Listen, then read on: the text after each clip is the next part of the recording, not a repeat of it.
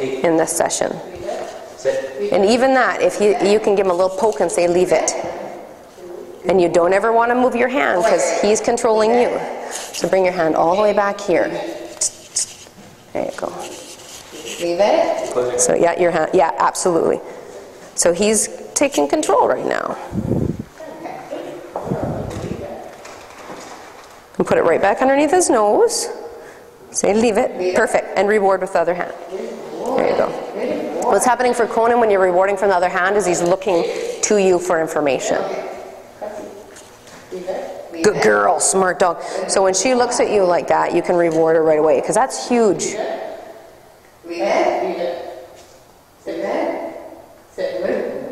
You never ask anything more than twice. Nice work, reward her. Good girl. You never say it twice. And watch your head on the corner there, hun. You're really close. Yeah. Ask her to leave it and wiggle your fingers. And yeah, perfect. Because remember, leave it means back away from what you're looking at or what you want and look at me for information. So when she goes wandering off on you, leave it. Leave it. Wiggle your fingers to get her to come back to you. Nice. Leave it. Leave it. Just say it once or twice. Try once first. If they get really feisty, try it again. The less information we give them and the more they have to think, nice, the tireder they get. More than twice.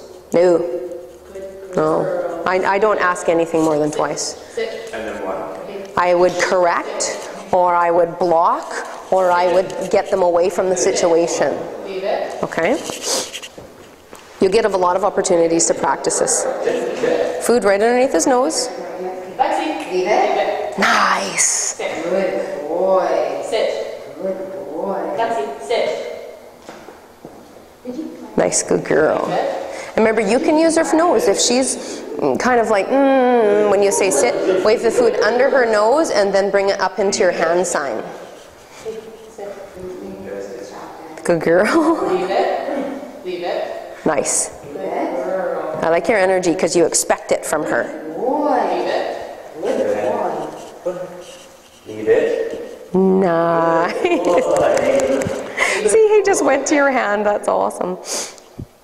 So what's going to happen is I'm going to get a little pesty and I'm going to kind of try and tease them away. You're going to ask them to leave it. And at any point, when your dog's bum is facing you and ignoring you, you're going to poke them. Well, you're going to say, leave it, and give them a poke in the bum, and they're going to look at you. Psychologically, when you give them that little poke in the butt, it's like they got a hurting nip.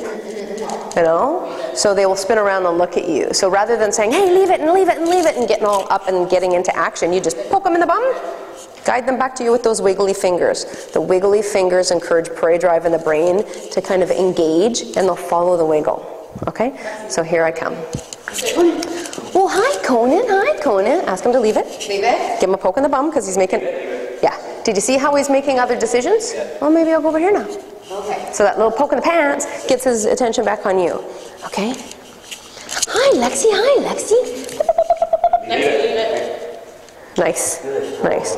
Think about all the time what your hands look like. It's almost like Tai Chi. Like the way you're going to move your hands for them. It's almost like you have an invisible cord attached to them that you can pull around. Well, hi. Leave it. Nice. And guide back to you. So wiggle your fingers. Because what's happening there, did you see how he believed that was a correction and kind of shut down? Okay. That's okay. He's just sorting it out. So when you wiggle your fingers and encourage him to come back to you. Even right there. And you can ask him to come. Let me try and steal him. Good boy. Good boy. Good boy. So he's already learned that it does not work for him to pay attention to me trying to steal him. That's smart. That's a good survival tactic, right? Because he's learned. I'm going to bring toys out in a minute too, though. Hi, little tiny one. Okay, leave it. Perfect. Nice work, good work, good work. Okay, so now we're going to put this into action. You guys are going to pick up your leashes. Nice. She's got a little streak of independence, eh? You're going to take them for a little walk around the room. I'm going to grab some toys and things and try and distract them from you. Same exercise. You're going to ask them to leave it and pay attention to you. Let's see what I've got here.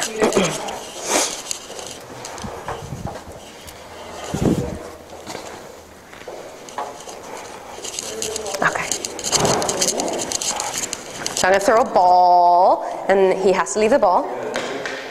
Say leave it, and step in front of him. Leave it. Or poke his butt. Good. He left it. So yeah, perfect. You have 1 second to reward your puppy before they have no idea why the food's coming. Yeah. Ask him to leave his little friend right now. Leave it. Hey, leave it. Nice. Leave it. Nice. And you're going to use as less leash as possible. The leash, all the leash is a braking system and a safety line. So the reason why is I want to give you guys all the tools to be able to have your puppies understand you when you guys have no leash, so you can have off-leash control really quickly. Okay, so ask Conan to move over here. So say forward. Pardon me? You're just always poking in the back and bum rather than pulling. Yeah. So you guys stop. It'd be like this. Leave it. You don't get what you want. Leave it. So you don't ask more than twice. And you're going into action. And you're creating 100% success. It's always 100% success if your dog has come to you. Nice work. Good work. Okay, so I'm going to throw some more stuff. Leave it. Perfect. Nice work. Nice work. Nice work. So you're taking him away from the distraction, so you're setting him up for success. So then he doesn't go back running after the squirrel, the ball, the person, whatever it is. Say, Lexi, leave it. Leave it. Nice. When she looks at you for information, boom. The information is when you look at me, you get fed. Because that's what dogs are looking for, is food and hunting. Leave it. Nice. Nice. And you see how that little poke immediately snaps him out of instinct too, because he's like, prey. Because it's a part of the brain, right? That prey driving thing. Nice. So if she gives it to you as you're going in to do your action, just say, good, leave it. Because she's paying attention to your guys' body. They're smart dogs, these little ones. Leave it. Good girl. And you want to release all tension on the leash, and everything's going to be encouragement from your hands rather than pulling on the leash, because what happens is as soon as that goes tight on her body, she's like, I don't know what's happening. And then she puts the brakes on, and then we're pulling her, and you're going to get more resistance. So it's just what happens. Yeah. So if you had to walk around the neighborhood with the leash clipped onto your hip and just encouraging her to walk like this, that's what you do. Okay? So, perfect. Step right in front of them and right in between them. If the leave it fails, you claim. So your third choice is, okay, this is not working. Step in front of your dog face to face, back them up with your body and shuffle into them. You should be able to do it though without stepping in. Like you should just respond to your voice and then your hand commands. And then if he's not responding, that's when you step in. Okay, so you guys stop for a second. Can you repeat that question? So you should be able to respond just to your voice and your hand commands, but if he's not responding, that's when you step in? Yes. Okay. And the should happens after this. Should happens after 3,000 to 6,000 repetitions. Okay. There's potential, but there's no shoulds working with the dogs. That's where we get upset and mad, because we expect them to be able to do it because they've been doing it so well. Mm-hmm. So then you go to the park tomorrow, or you have them at your family's house this evening and you ask them to do this and they're like, I have no idea what you're asking me to do. You have to practice this in all environments. All environments. So as soon as you walk outside and they start sniffing, hey, leave it, good dog, reward, reward, okay. I have a break command for my dogs for freedom. So I say break, and they're allowed to sniff and do whatever they want. I'm going to be writing this down for you guys every single week. We're only going to learn 2 things probably every single week. We're going to review what you've learned. And if you have challenges during the time between you guys get back to me for our sessions, just give me a call and I can give you some tips. But it's going to happen. You're going to have some challenges, especially as they get older. It just happens. Around 6 months to 8 months, you go through a whole different dog phase where your dogs do not care about you at all. So everything that you've taught and the little independent, how they're independent on you, just goes and fades away for about a year. It's a teenager kind of a phase. So if you're prepared, and that's usually when dogs end up in the SPCA, is because people are so frustrated and they expect so much from them because